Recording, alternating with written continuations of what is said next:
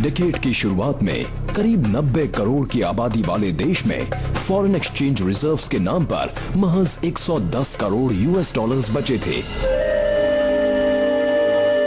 और 1991 में सिर्फ 2 हफ्तों तक आयात जारी रखने के लिए रकम बची थी। दुनिया के सबसे बड़े लोकतंत्र का आर्थिक ढांचा चरमराया हुआ था। हम बहुत ही बुरी इकोनॉमिक सिचुएशन में थे। फिर 1991 में हमने तय किया कि उस सिचुएशन में एक बड़ा बदलाव लाना जरूरी है।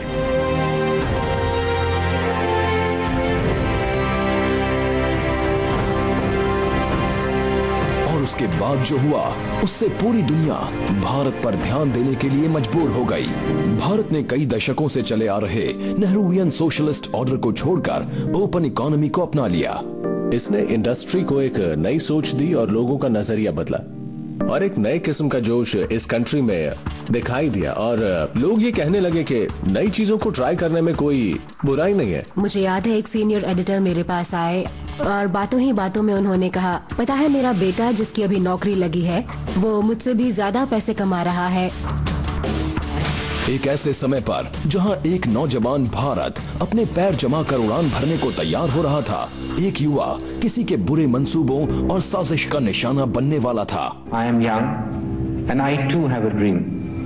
I dream of an India strong, independent, self-reliant and on the front rank of the nations of the world in the service of mankind. हर कोई सदमे में था, गुस्से में था, दुखी था। मेरे लिए तो ये बात बहुत ही दुख पहुंचाने वाली थी क्योंकि वो मुझे अच्छे से जानते थे और मैं उन्हें।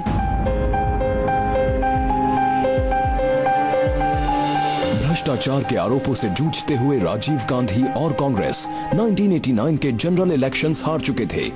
राजनीति में अस्थिरता अपने चरम पर थी। देश 1991 में फिर से चुनाव की ओर जा रहा था और राजीव गांधी के पास एक बार फिर बागडोर संभालने का मौका था।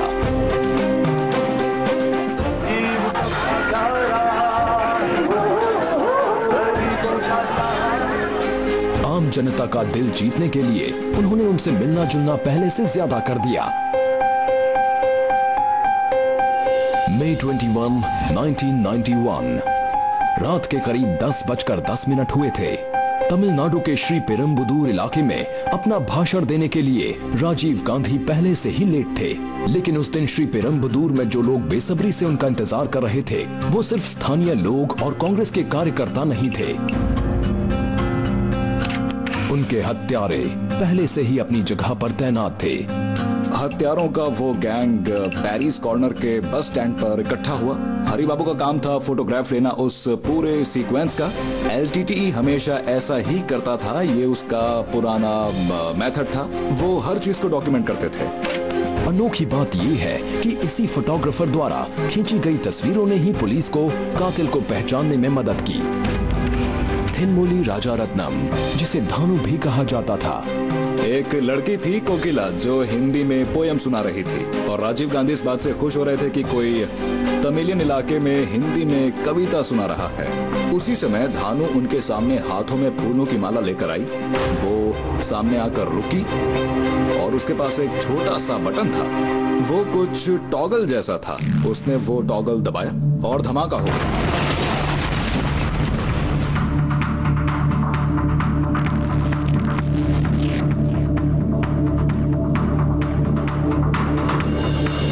एक बड़ा ही जोशीला इलेक्शन कैंपेन, भारत के सबसे बड़े सियासी परिवार के नौजवान करता धरता और एक भयानक हत्या। जांच पड़ताल से एक और शर्मनाक कहानी सामने आई। राजीव गांधी की जान नहीं जाती अगर उस समय इंटेलिजेंस एजेंसीज और लोकल पुलिस ज्यादा चौकन्ने होते तो।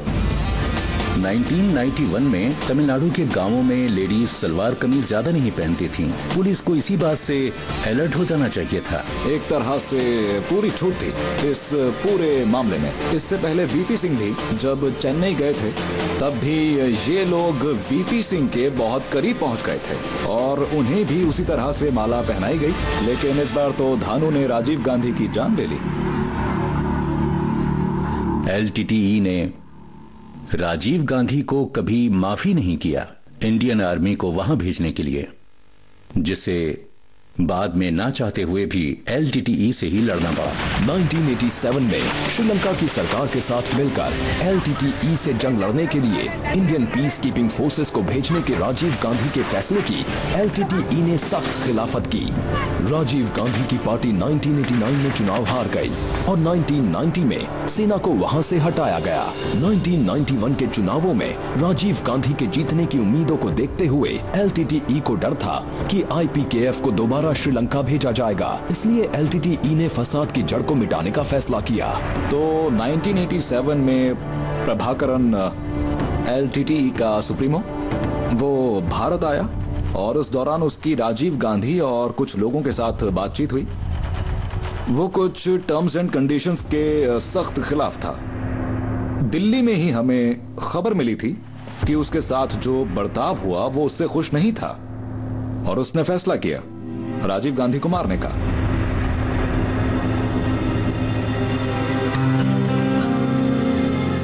गांधी परिवार के इस सदस्य की अंतिम यात्रा के दौरान पूरा देश गहरे सदमे में था।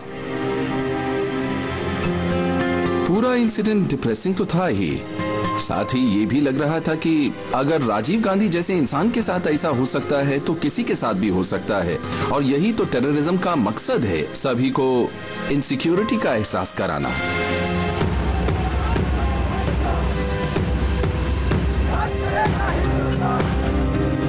I am young, and I too have a dream. I dream of an India strong, independent, self-reliant, and on the front rank of the nations of the world in the service of mankind. एक युवा दूरदर्शी का सपना तो अधूरा रह गया, पर 90s बड़े सपने देखने वाले एक युवक की उड़ान के लिए सही था। और उनके बड़े सपनों का उनकी छोटी उम्र से कोई लेना देना नहीं था।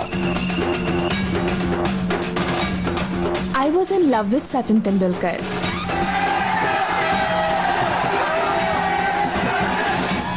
और मेरा दिल टूट गया जब मुझे पता चला कि वो मैरिड है। सचिन तेंदुलकर मेरे लिए हमेशा 9 साल के वो लड़के रहेंगे जो अपने भाई के साथ हमारे क्लब मैचेस में आकर हमारे साथ खेलते थे। और उनके भाई की बात करें तो उनके भाई टेक्निकली करेक्ट थे, लेकिन बॉल को स्क्वायर के पार मार नहीं पाते थे, तो 2 घंटे में बनते थे 5 रन। और ये छोटा सा लड़का जो चाहे वो करता था, बॉल को इतनी जोर से मारता था कि आजाद मैदान के टेंट में हमारी कुर्सियां हिल जाती थीं। No traffic, nothing. जिनके पास टीवी नहीं होता था वो उन दुकानों के बाहर खड़े हो जाते थे जहां टीवी होता था। मेरे ख्याल से सचिन के शुरुआती दिनों में जो कोई भी उन्हें जानता था वो उनकी पावर से जरूर चौंक गया होगा।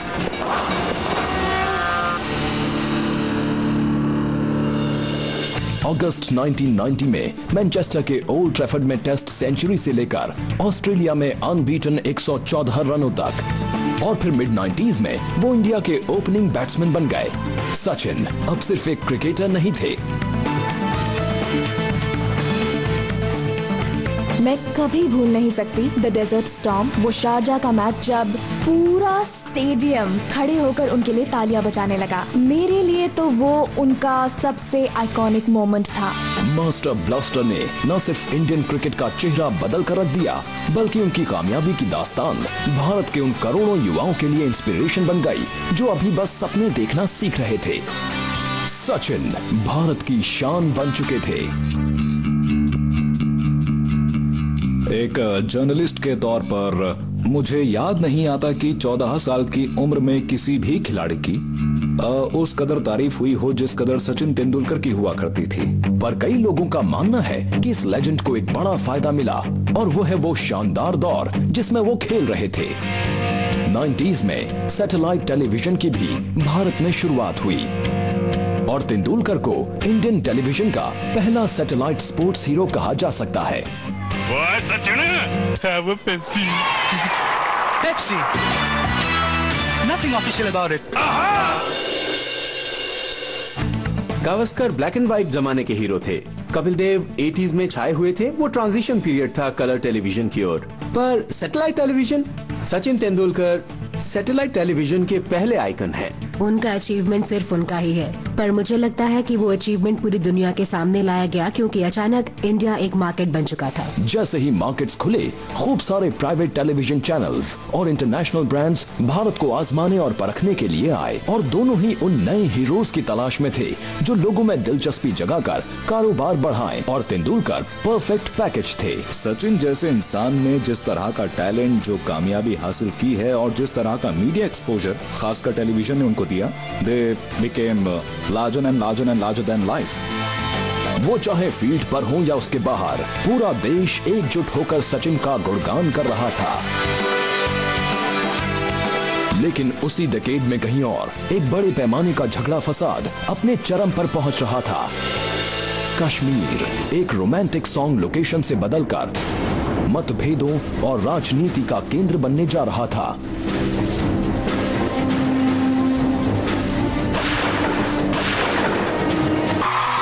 नाइंटीज़ में भारत अपनी उपलब्धियों से दुनिया में अपनी एक अनोखी पहचान बना रहा था।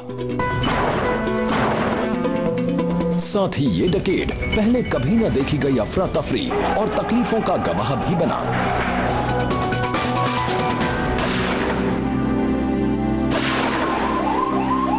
मेरे जैसे आम इंसान का कश्मीर में जाने पर रोक लगाया जाना एक बहुत बड़ा झटका था।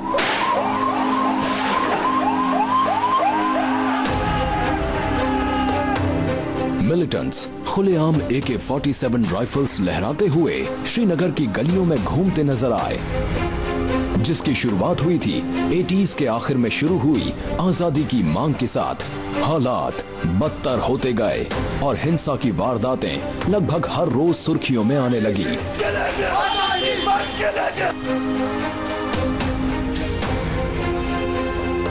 मैंने जहां पर अपना बचपन बिताया है वो है कश्मीर। उसे उस दर्द और उथल पुथल से गुजरता देखकर और किसी भी मजहब पर किसी भी किस्म का हमला होना, ये इंसानियत के लिए खतरे की घंटी है। खतरे की घंटी असल में मिड 80s के आसपास ही बज गई थी। कश्मीरियों के आक्रोश के पहले संकेत ऐसी जगह देखे गए जिसकी उम्मीद नहीं थी। एक बार एक क्रिकेट मैच खेला जा रहा था जो मेरे ख्याल से इंडिया और वेस्ट इंडीज के बीच था, और श्रीनगर में भीड़ ने सामने वाली टीम को चीयर करना शुरू किया, यानी कि वेस्ट इंडीज के लिए। और तब हमें पहला साइन मिला कि कहीं ना कहीं कुछ गड़बड़ है, क्योंकि तब तक टेलीविजन लाइव हो चुका था। अलगाव के एहसास की आग धीरे धीरे सुलगकर एक जबरदस्त सेपरेटिस्ट मूवमेंट बन गई। कई लोगों का मानना है कि 1987 के चुनाव ने यह तय कर दिया कि कश्मीर किस राह चलेगा। 87 के इलेक्शंस टर्निंग पॉइंट थे। तब जो इलेक्शंस हुए उन्हें फ्री एंड फेयर इलेक्शंस नहीं माना गया। उनमें से ज्यादातर इलेक्शंस में गड़बड़ी हुई। मुझे अब भी याद है, कई साल बाद मैं सैयद सलाउद्दीन से मिला। तब तक वो हिजबुल मुजाहिदीन का लीडर बन चुका था। मुझे याद है उसने मुझसे कहा था कि पता है, मैं श्रीनगर में PWD मिनिस्टर बन जाता अगर उस समय इलेक्शन में गड़बड़ी ना हुई होती तो। उसका एजेंट था यासिन मलिक। इलेक्शन में वो लड़ रहा था। अगर वो इलेक्शन जीत जाता तो क्या पता, शायद वो सरकार में एक मिनिस्टर होता और यासिन मलिक उसका सेक्रेटरी। और हुआ ये कि यासिन मलिक JKLF का हेड बन गया और सलाउद्दीन हेड बन गया हिजबुल मुजाहिदीन का। आने वाले डेकेड में हिजबुल मुजाहिदीन और जम्मू कश्मीर लिबरेशन फ्रंट दोनों आतंकवाद का माहौल फैलाकर आजाद कश्मीर की मांग करने लगे। इससे घाटी में हमेशा के लिए सांप्रदायिक तनाव बन गया।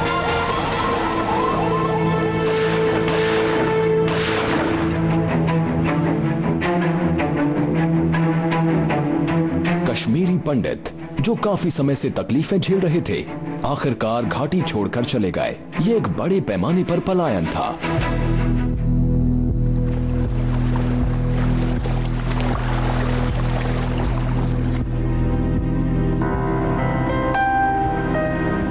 जब भी मैं कश्मीर जाता हूं तो बहुत दुखी होकर लौटता हूं। वो दुनिया की सबसे खूबसूरत वादियां हैं, लेकिन वहां हिंसा हमेशा के लिए है।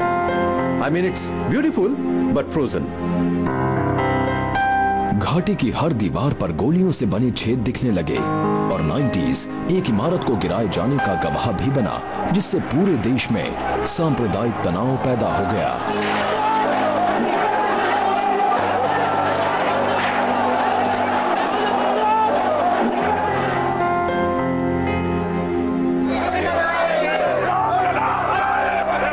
हिस्ट्री पर नजर डालें और उस वक्त का जायजा लें जब इस देश का पोलराइजेशन हुआ और इसके सेक्युलर ढांचे को हर तरह से स्ट्रेच किया गया। असर ये हुआ कि बात बाबरी मस्जिद को गिराने तक पहुंच गई। गोली खाएंगे, मंदिर वहीं बनाएंगे, लाठी गोली खाएंगे, मंदिर वहीं बनाएंगे। वो 6 दिसंबर 1992 का दिन था। उत्तर भारत के कार सेवकों की एक बहुत बड़ी भीड़ अयोध्या में बाबरी मस्जिद की तरफ बढ़ी। उनके सर पर जुनून सवार था कि किसी भी हाल में उन्हें राम जन्मभूमि को दोबारा अपने कब्जे में लेना है।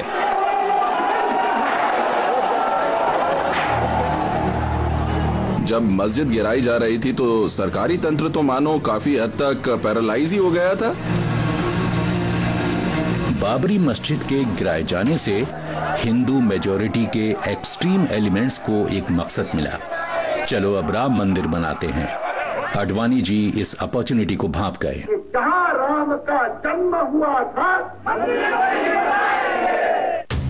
दोनों धर्मों के कट्टरपंथियों ने आवाज उठाई और नतीजे के तौर पर हुई भारी तबाही। लेकिन जो बाबरी मस्जिद को गिराने खुद वहां मौजूद थे, उनके लिए ये उस किस्से का खात्मा था जिसकी शुरुआत 90s में हुई थी। जो हिंदू हित की बात करेगा वही देश पे राज करेगा। मुझे अब भी याद है रथ यात्रा का वो नारा। 25 सितंबर 1990 बीजेपी के अनुभवी नेता LK आडवाणी अपने टोयोटा के रथ पर गुजरात के सोमनाथ मंदिर से निकल पड़े। बीजेपी के एक और बड़े नेता स्वर्गीय प्रमोद महाजन के रथ का सुझाव देने से कार सेवकों और वॉलंटियर्स को जुटाने में कामयाबी मिल रही थी। रथ यात्रा ने सांप्रदायिकता को एक बड़ा राजनीतिक मुद्दा बना दिया। इस यात्रा में जबरदस्त नारेबाजी हुई और खूब भड़कीले भाषण भी दिए गए। जो हमारे मन में है वो हमारी वाणी पर है, जो हमारी वाणी पर है वो हम कृति में उसको कार्यान्वित करते हैं। और यदि बाबा के नाम की मस्जिद नहीं बनेगी तो क्या बनेगा? वो क्या बनेगा?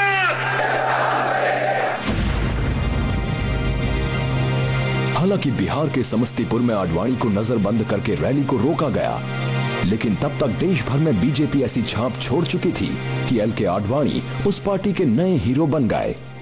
LK आडवाणी असल में बहुत ही वो शब्दों में यकीन रखते थे। वो बहुत बुक्स पढ़ते थे। वो वाजपेयी जी की तरह कोई ड्रामेटिक पब्लिक स्पीकर नहीं थे, लेकिन उस समय वो पार्टी में अपना बड़ा आइडिया फैला पाए, जो था सेक्युलरिज्म वर्सेस सूडो सेक्युलरिज्म। वो राम जन्मभूमि आंदोलन का सहारा लेकर लगभग रातों रात एक तरह से हिंदुत्व पॉलिटिक्स का चेहरा बन गए। मुझे याद है बरसों बाद मैंने आडवाणी जी से पूछा कि आपकी छवि एक हिंदू मिलिटेंट की बन गई थी, और उन्होंने पलटकर मुझसे कहा, नहीं, मुझ में मिलिटेंट का कोई अंश तक नहीं है।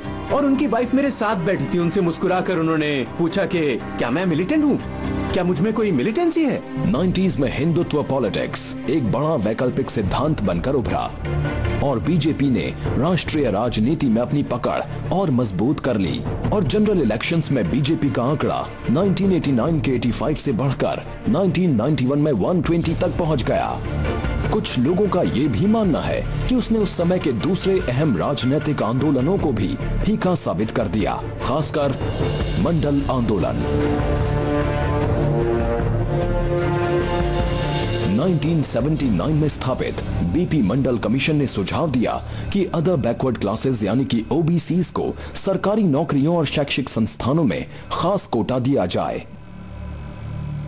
VP सिंह की सरकार ने सारे सुझावों को 1990 में अमल करने का फैसला किया। अब ओवरऑल रिजर्व्ड कोटा बढ़कर 49.5% हो गया। नतीजा ये हुआ कि समाज के कुछ वर्गों से हिंसात्मक प्रतिक्रिया देखने को मिली।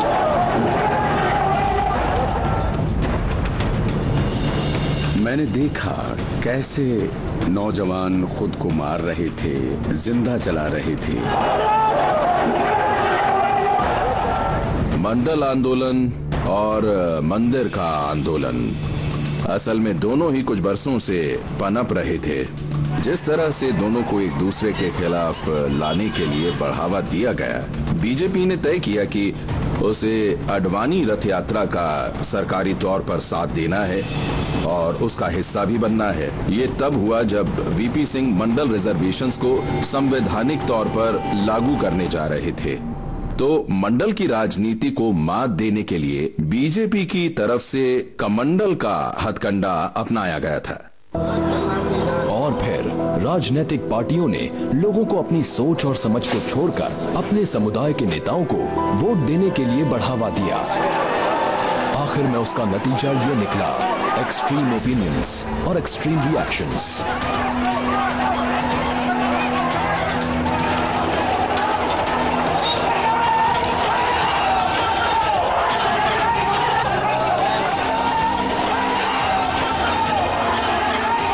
अयोध्या और वाराणसी जैसे उत्तर भारतीय शहरों से लेकर मध्य भारत में भोपाल से लेकर पश्चिम में सूरत तक देश के कोने कोने से दंगों की खबरें आ रही थी। लेकिन जिन शहरों पर सबसे गहरा असर पड़ा उनमें से एक ऐसा शहर था जिसे अपने कॉस्मोपॉलिटन कल्चर पर नाज था, Mumbai. MTV, pop music, satellite television, mobile phones और इंटरनेट 90s में कई नए शब्द भारतीयों की जुबान पर सुनाई देने लगे, लेकिन साथ ही सांप्रदायिकता, मंदिर और मंडल जैसे शब्दों का मतलब ही बदल गया। भारत की सेक्युलर छवि बर्बाद हो चुकी थी और पूरा देश आग की लपटों से घिर चुका था।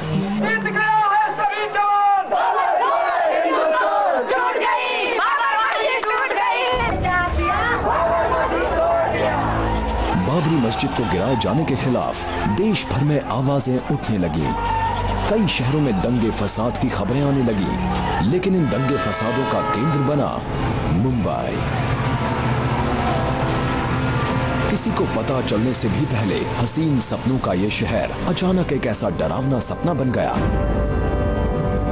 जिसे देखकर एक आम मुंबईकर दहल गया। हम एक्चुअली एयरपोर्ट पर फंस गए क्योंकि उन्होंने कहा इट्स बेटर कि अगर आप टेक ऑफ करके मुंबई में लैंड ना करें क्योंकि मुंबई के हालात ठीक नहीं हैं।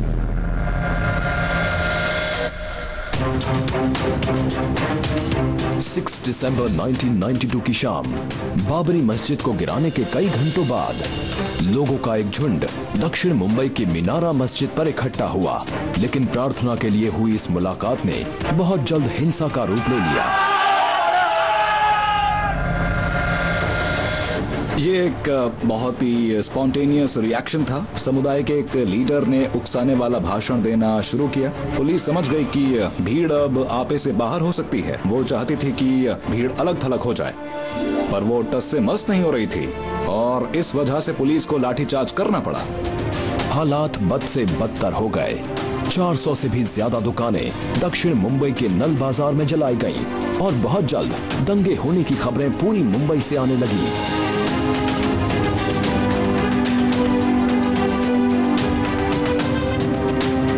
उसके बाद शहर के कई हिस्सों में कर्फ्यू लगाया गया। जिस शहर में मैं पला बढ़ा उसका ये हाल देखना, आई स्टिल लव मुंबई। मैं मोहम्मद अली रोड जाता था ईद के दौरान टू हैव भोरी खाना, और फिर बड़े होकर ऐसे इलाकों से रिपोर्ट करना जो जल रही थी और हर तरफ से धुआं उठ रहा था। मजहब के नाम पर जो हो रहा था मुझे उससे नफरत हो रही थी। हम बच्चे थे और ये समझ नहीं पाए कि धर्म या मजहब के लिए एक दूसरे का कत्ल करने की जरूरत क्या थी। करीब 3 हफ्तों बाद दंगे रुक तो गए, लेकिन ये राहत सिर्फ कुछ देर के लिए ही थी। सिर्फ 1 महीने बाद दंगों का दूसरा दौर शुरू हो गया। भिंडी बाजार में एक सड़क थी जिसके एक तरफ हिंदू रहते थे और दूसरी तरफ मुसलमान, और अचानक वो एक दूसरे के खिलाफ नारेबाजी कर रहे थे और हमें ये महसूस होने लगा था कि मेरी मासूम खूबसूरत मुंबई को क्या हो गया है। सड़क के एक तरफ के हिंदू और सामने वाले मुसलमान एक दूसरे के खून के प्यासे हो चुके थे। बहुत सारा डैमेज हुआ था, कई लोग मारे गए थे, बहुत सारी प्रेशियस लाइव्स। ये हम सब के लिए एक बहुत बड़ा झटका था, मोर देन एनीथिंग एल्स। एक ऐसा झटका जिसमें मुंबई जैसे कॉस्मोपॉलिटन सिटी में 900 लोगों की जान गई और शहर 2 टुकड़ों में बंट गया। पर मुंबई के लोग इस बात से अनजान थे कि सबसे बड़ा झटका तो अभी बाकी है। एक मामूली झगड़े ने पूरे शहर को हिलाकर रख दिया।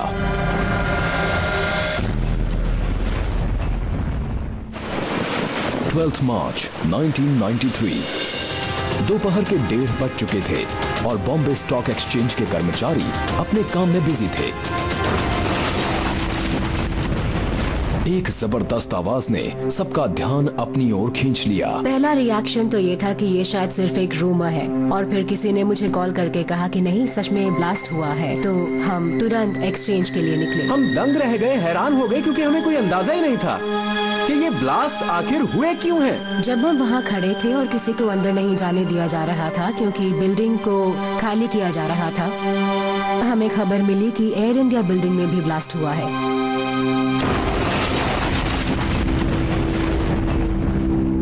शहर में 2 घंटों में 10 बॉम्बिंग्स हुई और 2 जगहों पर टाइगर मेमन के गुंडों ने अपने हाथों से हैंड ग्रेनेड्स भी फेंके। Ibrahim Tiger Memon underworld don Dawood Ibrahim के खास करीबी साथियों में से एक था। दाऊद डी कंपनी का लीडर था, जो दुनिया की सबसे खतरनाक क्रिमिनल ऑर्गेनाइजेशंस में से एक है। हम सब इस बात से डरे हुए थे कि न जाने अगला ब्लास्ट अब कहाँ होगा। साथ ही साथ ये भी लगा कि उन्होंने ऐसा किया क्यों? कोई इस शहर के साथ ऐसा कैसे कर सकता है? 1993 में हमें टेररिज्म के बारे में ज्यादा पता नहीं था। हम अंडरवर्ल्ड के बारे में जानते थे, हम दाऊद इब्राहिम जैसों को जानते थे, उनके गन फाइट्स की खबर थी, पर हमें आरडीएक्स का नहीं पता था।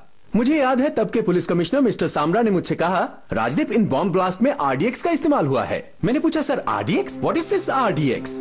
आम इंसान अब आरडीएक्स जैसे शब्दों से वाकिफ हो रहा था। जिस ब्लास्ट ने 257 लोगों की जान ली और 700 से ज्यादा को घायल किया, उसने पुलिस को भी परेशान कर दिया था। लेकिन बहुत जल्द मुजरिम का पता चलने वाला था। एक चार्टर्ड अकाउंटेंट मेरे पास आए और उन्होंने मुझे बताया कि मेमन का भाई कई लोगों को काफी भारी रकम ट्रांसफर करके भाग चुका है। ये तो बिल्कुल बदला लेने जैसा था। ये एक चेतावनी थी कि अगर हमारे खिलाफ कुछ किया गया तो हम तुम्हारे शहर का भी ऐसा ही हाल करेंगे।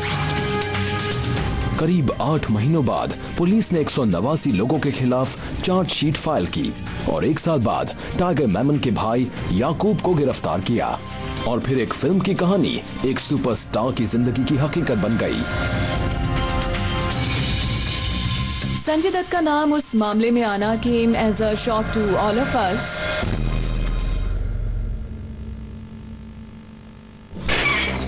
संजय दत्त उस वक्त एक बड़े बॉलीवुड स्टार थे और उन पर अपने पास गैर कानूनी तौर पर AK-56 राइफल रखने का आरोप लगा।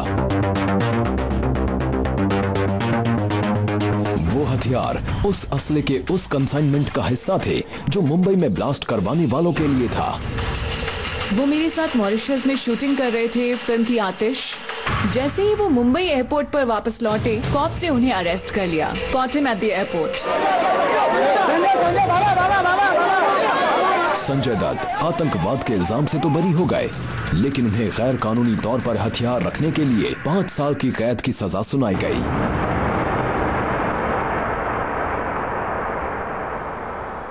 As a friend and as a human being मैं उनके साथ हूँ, क्योंकि मैंने उनके साथ बहुत फिल्में की हैं। मैं उनके डैड को जानती थी, हम फैमिली फ्रेंड्स हैं, उनकी सिस्टर को जानती हूँ।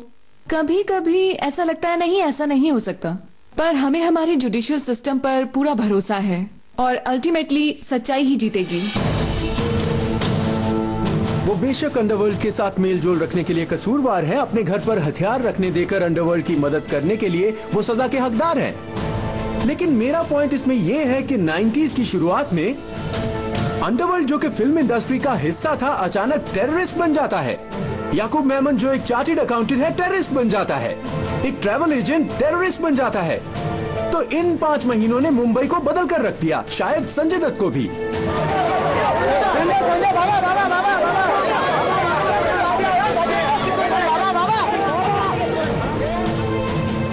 90s में फिल्म इंडस्ट्री और अंडरवर्ल्ड की सांठगांठ से सभी वाकिफ थे, लेकिन एक भयानक हत्या से ग्लैमर और जुर्म की दुनिया के जालिम दरिंदों का नाम दुनिया को पता चल गया।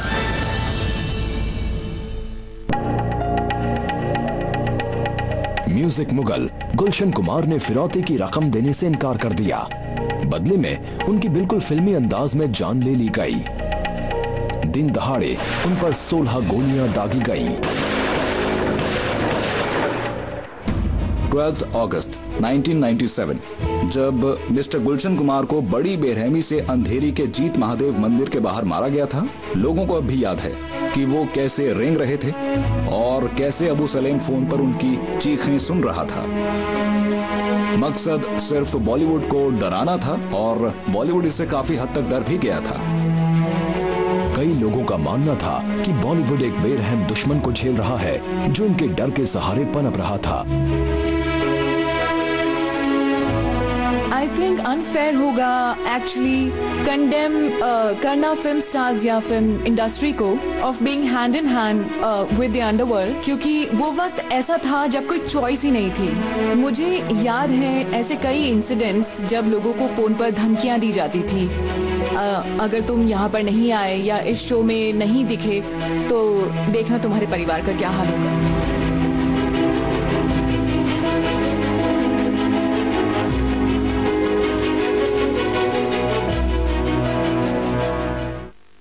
मंदिर, मस्जिद, म्यूजिक और मर्डर के दौर में भारत के मिडिल क्लास में एक नया जोश था। उसमें इतना कॉन्फिडेंस था कि इंटरनेशनल प्लेटफॉर्म्स पर छा सके। To go on to become an ambassador of peace, goodwill, harmony and compassion and try and do full justice to our motto, beauty with a purpose. Remember people, I'll always be there for you. Thank you. Oh my God, these are really beautiful women. और वो बहुत ही intelligent भी हैं। वो कितनी कमाल की बातें कर रही हैं। It's really cool कि ऐसी लड़कियां हमारे देश को रिप्रेजेंट कर रही हैं इंटरनेशनल प्लेटफॉर्म पर।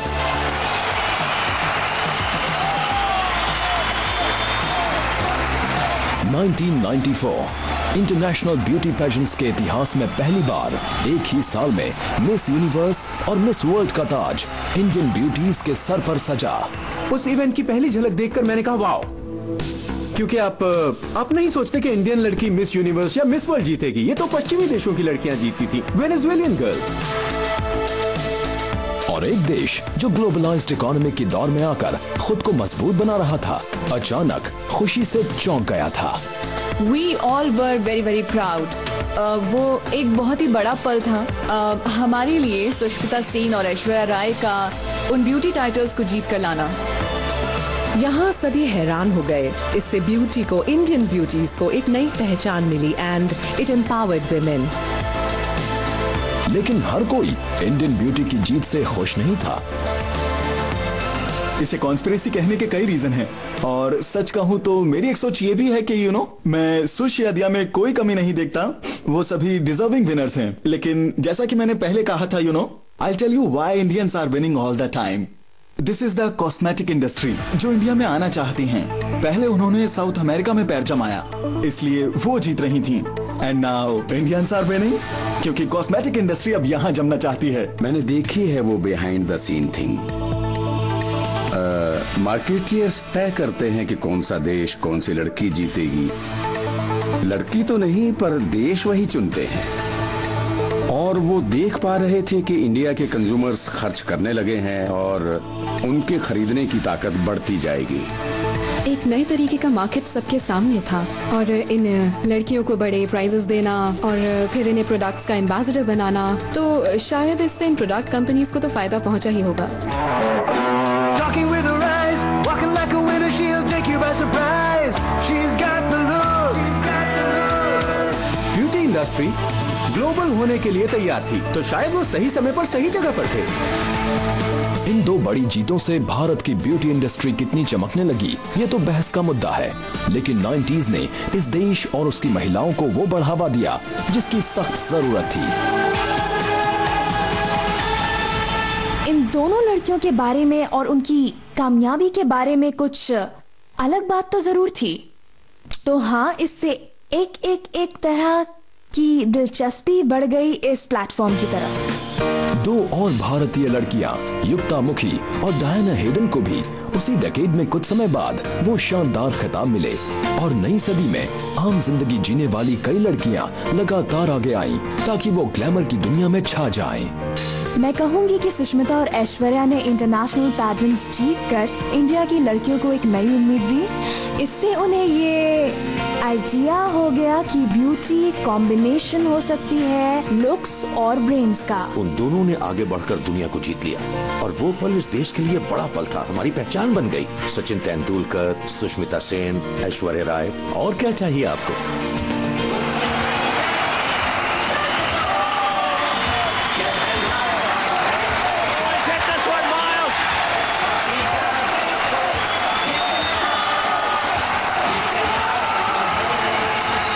जी हाँ, भारत अब किसी से भी टक्कर ले सकता था और शायद वजह वो दूध था जो ये देश पी रहा था और ये देवताओं का भी मनपसंद था। अचानक से गणपति जी ने दूध पीना शुरू कर दिया। अगर ऐसा हुआ भी तो मेरा सवाल ये था कि उन्होंने पहले ऐसा क्यों नहीं किया था?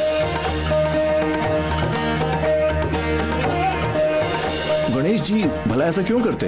यू नो आई मीन क्या उन्हें दूध की कमी थी या स्वर्ग में दूध की सप्लाई कम हो गई थी? वो बड़ा धरती पर आकर सबके हाथों से दूध क्यों पीते?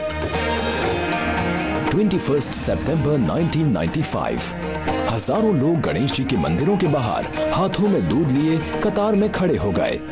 आखिर गणेश जी स्वयं अपने प्रिय भक्तों के हाथों से दूध जो पी रहे थे। कैन यू एवर इमेजिन कि पूरा देश बैठकर गणेश जी की मूर्ति को दूध पिलाने की कोशिश कर रहा है और दूसरी तरफ न्यूज चैनल्स तो इसे दिखाकर खूब फायदा उठा रहे थे, ज्यादातर सभी चैनल। वैसे तो पूरे देश के साथ साथ इंटरनेशनल मीडिया भी दूध पीती मूर्तियों का चमत्कार देखने में मशरूफ थी, लेकिन असली चमत्कार तो कहीं और ही हुआ। दूध की बिक्री में सीधे 30% का उछाल आया। इस डेकेड में उतार चढ़ाव के कई दौर आए। देश ने दिव्य चमत्कार के पल भी देखे, पर मुंबई के एक हिस्से से एक आदमी पूरे बाजार से दोनों हाथों से रुपए बटोर रहा था। मिस्टर रानीना, जो कि चेयरमैन थे उनकी कंपनी के, उन्हें कहते थे Amitabh Bachchan of stock markets.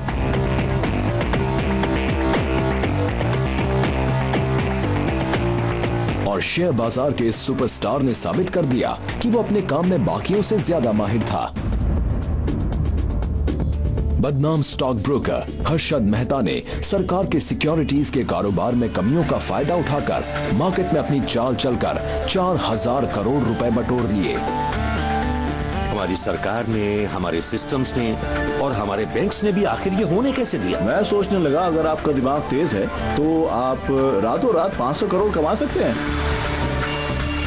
इस स्कैम ने सबको हैरान परेशान कर दिया था, लेकिन इसकी शुरुआत बहुत ही छोटी और मामूली थी। उन्होंने पहले सिस्टम को समझा। सिक्योरिटी स्कैम होने की एक और वजह यह भी थी कि बैंक्स अपनी ट्रेजरी को ब्रोकर्स को चलाने दे रहे थे और इसीलिए शायद ऐसा हो रहा था कि उन ब्रोकर्स को दिए जा रहे थे चेक्स जो थे करीब सैकड़ों करोड़ों रुपए के उनके अकाउंट में। एक ऐसे दौर में जहां डिजिटाइजेशन होना दूर दूर तक नामुमकिन लग रहा था, ब्रोकर्स गवर्नमेंट सिक्योरिटीज के कारोबार के लिए एक अहम लिंक बन चुके थे। हर्षद मेहता ने इसी का फायदा उठाया। बस इस बार किस्मत ने उनका साथ नहीं दिया।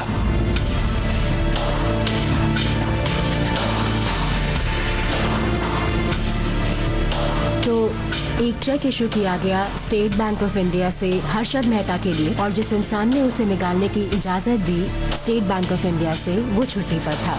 और कोई और जो रिकॉर्ड्स टैली कर रहा था, उसे पता चला कि 550 करोड़ रुपए गायब है। फिर रिजर्व बैंक ऑफ इंडिया जांच करने लगा और तब जाकर ये पता चला कि वो पैसे आए थे नेशनल हाउसिंग बैंक से, जो खुद सब्सिडरी है रिजर्व बैंक ऑफ इंडिया का। ओके, तो तब जाकर ये बात साफ हुई कि इन ब्रोकर्स के हाथ तो रिजर्व बैंक ऑफ इंडिया तक पहुंचे हुए हैं। स्टॉक कारोबार की दुनिया में सभी सोचते रहे कि ये गंदगी कहां तक फैली है, लेकिन स्टॉक मार्केट का ये अमिताभ बच्चन कहानी में ऐसा ट्विस्ट लेकर आया जिसे फिल्म बनाने वाले भी सीख सकते हैं। और फिर हुई एक बड़ी प्रेस कॉन्फ्रेंस जिसमें राम जेठमलानी और महेश जेठमलानी ने कहा कि प्राइम मिनिस्टर को रिश्वत दी गई है। मुझे लगता है कि ऐसा बिल्कुल हुआ था। मामला ठंडा पड़ गया क्योंकि अंदर ही अंदर समझौता कर लिया गया। जी हाँ, पैसे दिए गए थे honourable PV Narasimha Rao the prime minister of India को। लोग किसी भी स्कैम को इंसानी नाम नहीं देते, लेकिन अगर किसी स्कैम को इंसानी नाम देना ही है तो वो हर्षद मेहता स्कैम नहीं होगा, वो होगा पीवी नरसिम्हा राव स्कैम। ये शब्द जितने चौंकाने वाले हैं, ये डकैत भी उतना ही हैरान करने वाला रहा। इमारतें तोड़ी जा रही थी और रिकॉर्ड्स भी। आतंक ने कई रूप अपना लिए तो उससे लड़ने का जज्बा भी बढ़ा। कहीं करियर वक्त से पहले खत्म हुए तो कहीं किसी की कामयाबी बढ़ती गई।